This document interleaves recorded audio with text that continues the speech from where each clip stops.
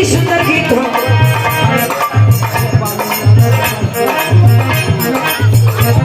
कोनो आदमी कोनो मेहररू को श्रृंगार के वर्णन के लिए काम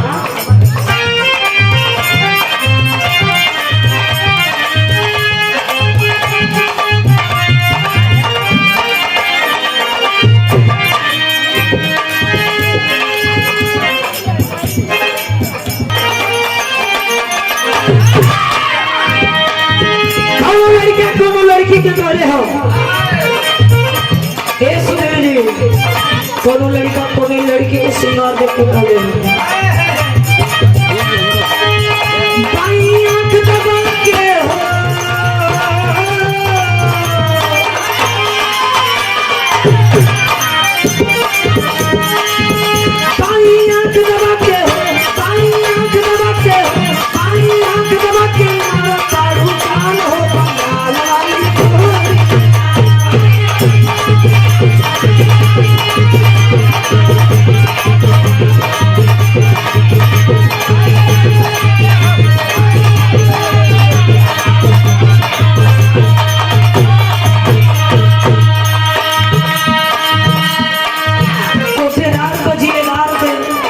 बरकरार रही।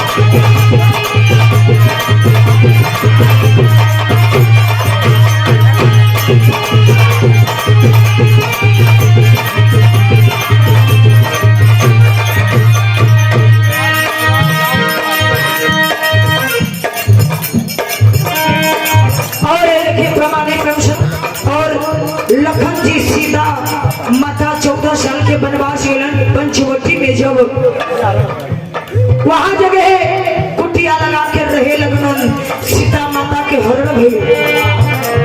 और जब सीता माता के हरण भइल तो प्रभु श्री राम माई जानकी के पता लगावे में बड़ा मन में दुखित हुआ।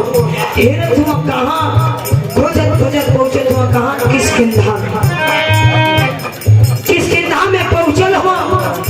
और जब किसकिंधा में पहुंचल हुआ तो हनुमान और जामुन से मिताई करत हुआ। कैसे मास्टर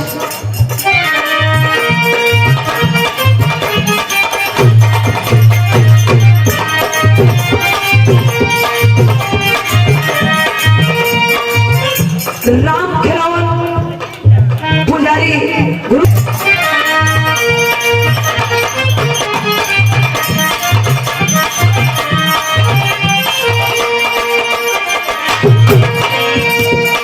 प्रभु जी के मनावा में दुखावा समाई।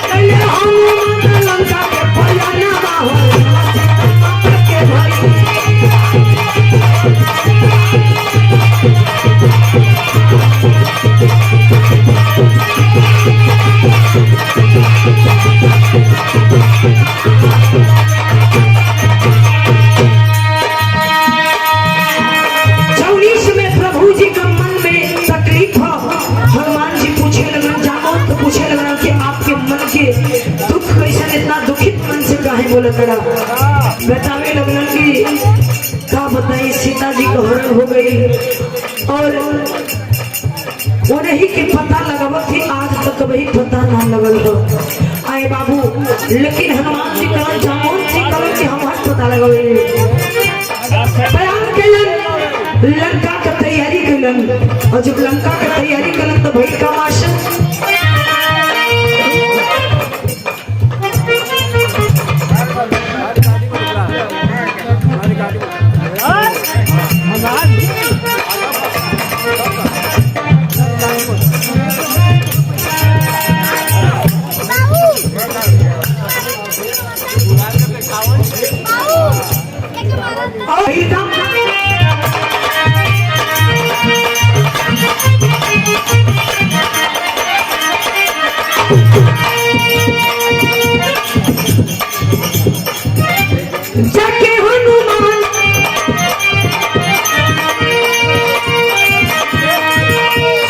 जाके हनुमान का रावण से बताइए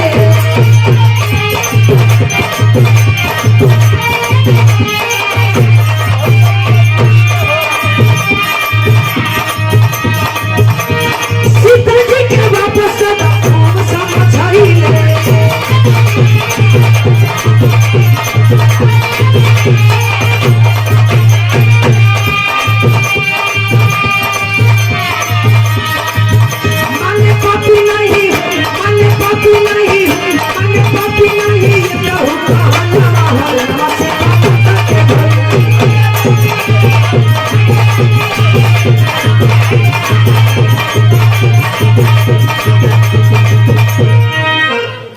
ए बाबूजी की ओर से रावण जी के समझावे लगले रावण के कलन की सोना अगर मर्द हो तो मर्द से लड़ाई करो औरत जाकर काहे लेके आई बड़ा पहुंचा दो भैया तनी बच के रही बेटी से महोदय से यार हुए लोग ना गोता में रहना था 500 रुपए के सम्मान के यही तो देखो पहचान होती है हंसी मजाक तो हंसी मजाक लेकिन छमनी समय जाके रावण से समझावे लगना हनुमान जी कहना कि हमार प्रभु श्री राम बड़ा कोमल दिल कहूँ अगर जाके सीता माता को वापस करके चरण में माथा झुका ले तो माफ कर दी चुनौती दे दिलस अरे हमारे सोने का लंकाई हो कहल अहंकार धन बढ़े तन बढ़े मन को बहु न बढ़े के चाहिए रावण अहंकार में चूर रहा कि हम ऐसा कबहू ना करो लड़ाई करब जाके बता दो हनुमान जी कहे समझ जा कहे ना समझो चल रहा हनुमान जी वहां से अलन कहा किसकिंधा में और जब किसकिंधा में अलन प्रभु श्री राम से और जामोहन से सारी बात बतौलन तो भैया काम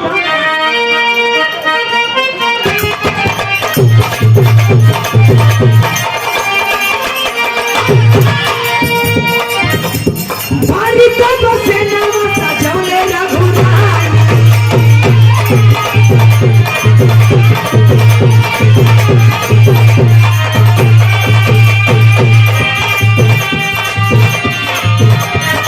लंका नगरिया पे कली ने चढ़ाई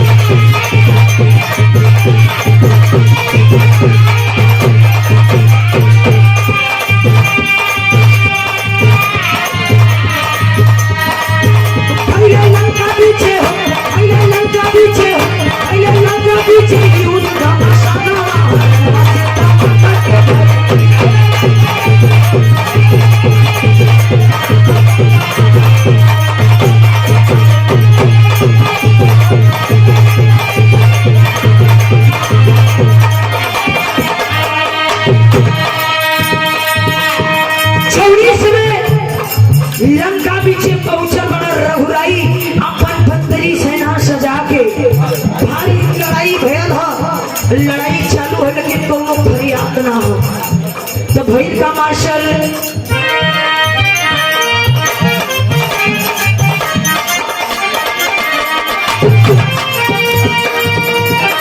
कई दिन चलो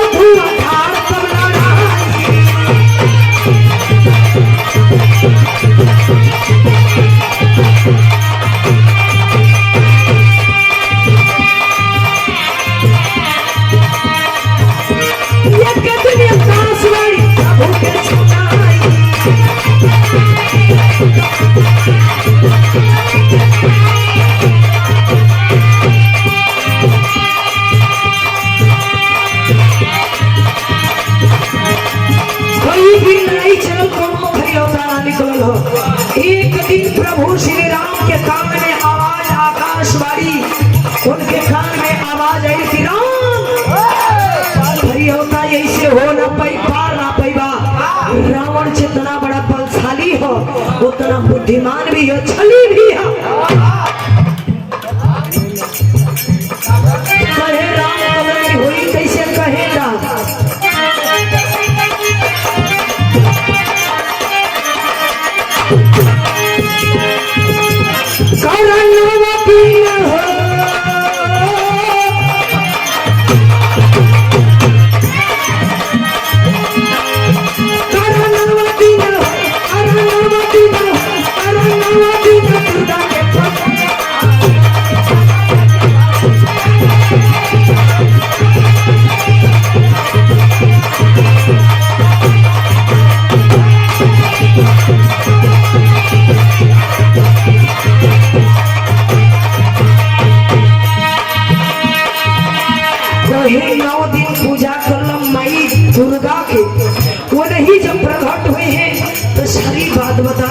रावण के मरे के तरीका बता दिए।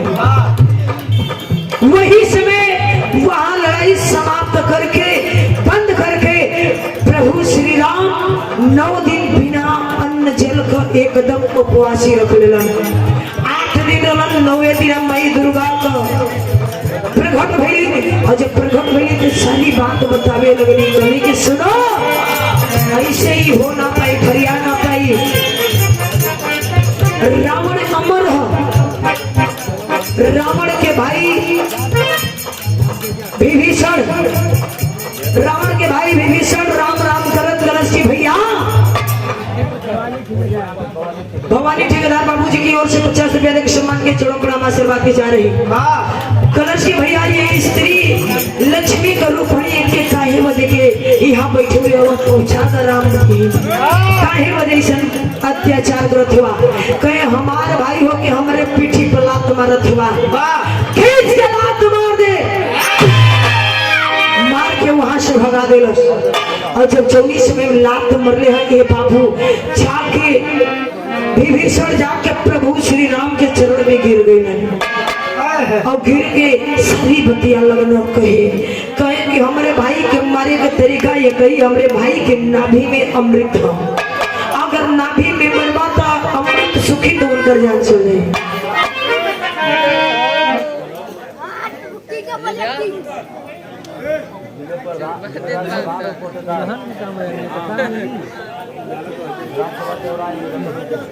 परिपाल मगर वहाँ के धरती से छोट होने की ओर से 20 रुपए देकर सम्मान के जिलेदार प्रधान जी को और कोटेदार साहब को। बिरहा के बड़ा सुंदर बड़ा धुरंधर कलाकार हो जिलेदार प्रधान जी। रतनीपुर देहू श्री राम रखले रहना, तभी उपवास लोग चले लगल, तब से माई दुर्गा के अवतार ये धरती पे हुई लगल, तब से लोग नवरात्र मनावे लगल। लेकिन विजयदशमी कैसे मना गई मास्टर?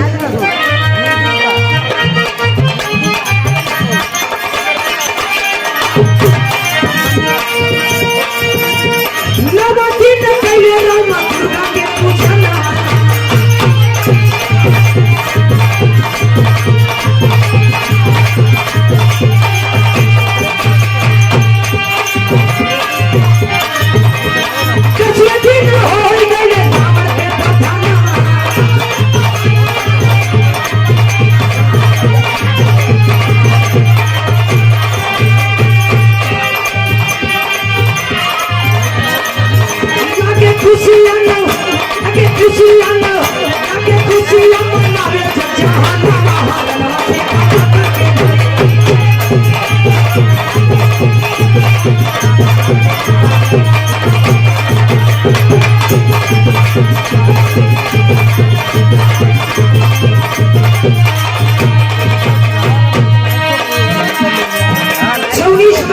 माई दुर्गा के पूजा मिलन माई प्रकट भई 9वें दिन जब बंदौली रावण का 10वें दिन बधन भइल और जब बधन भइल तो दुनिया में एकदम खुशहाली हो गई।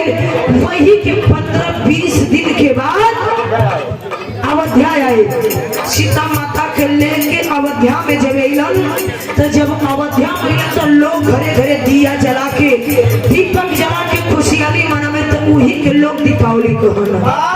वही समय से लोग दीपावली मनावे लगना कि जो कि आज परंपरा चली आवत हो कि दीपावली हो दीपावली हो दीपावली हो। ये हमरे बिरहा हमरे गीत के शीर्षक रहल।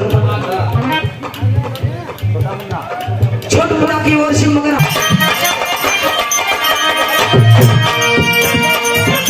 बिहारी गणेश रामलाल के पीढ़ी से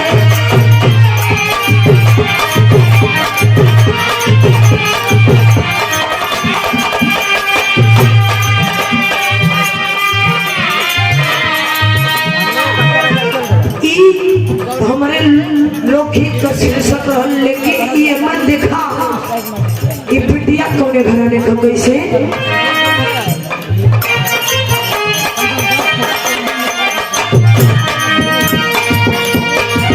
बिहारी गणेश रामलाल के पीढ़िया